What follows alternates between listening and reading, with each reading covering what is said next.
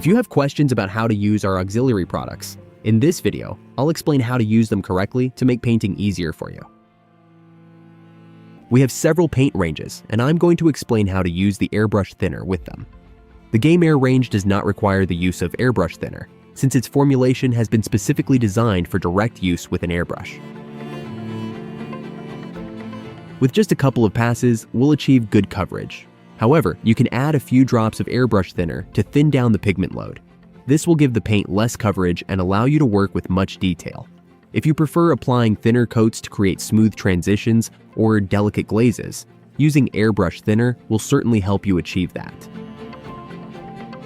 In this case, I'm leaving the primer color black and applying a red highlight, thus creating a color gradient. Notice the difference when applying the paint directly or diluted.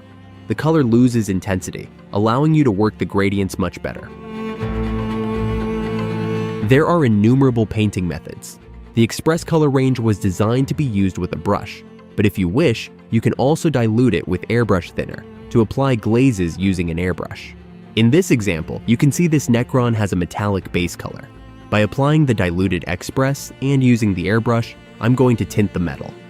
Doing it with an airbrush, you'll paint your army much faster.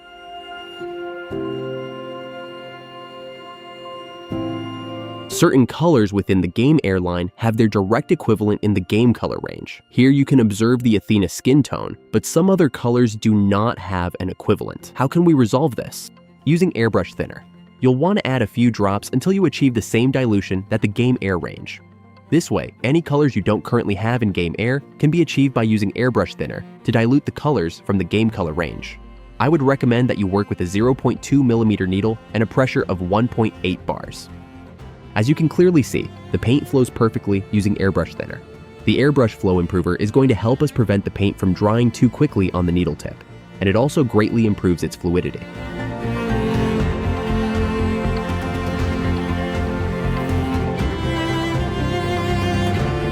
Here you can see how the paint has dried on the tip of the needle.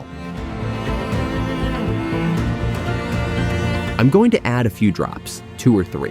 If you add too many, the paint will take a very long time to dry. This will prevent the paint from drying too quickly on the needle's tip.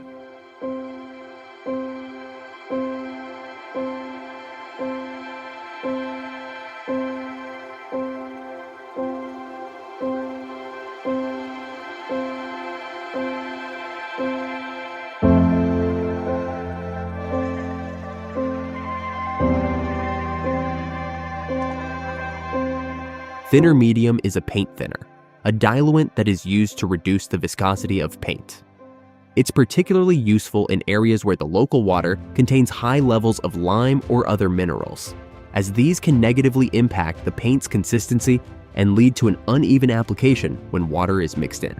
To prevent this issue, you can opt to use thinner medium instead of regular water. Another option is to use distilled water, which will also help you avoid these common problems. If you use thinner medium, you'll notice an improvement in the application of certain techniques, such as glaze or the wet blending method. Once the paint is dry, you won't see any white marks caused by hard water. Additionally, the paint's fluidity and leveling will be significantly better.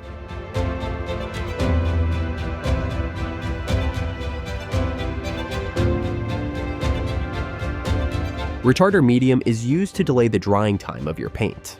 When used with the wet blending technique, it works exceptionally well, as it will allow you to achieve smoother and simpler transitions without leaving any harsh edges.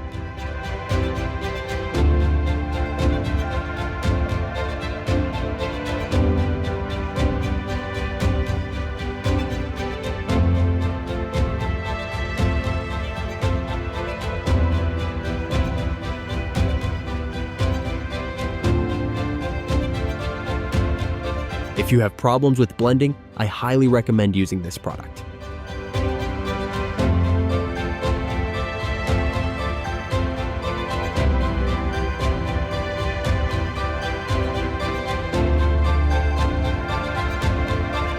Glaze medium is used to make paint layers more transparent, which then allows for the application of the glazing technique. Just a few drops are added, and this significantly reduces the paint load, making the glazing application much easier. A glaze is a very thin and transparent layer of paint that is applied over another dry layer to change the color without completely covering what lies beneath.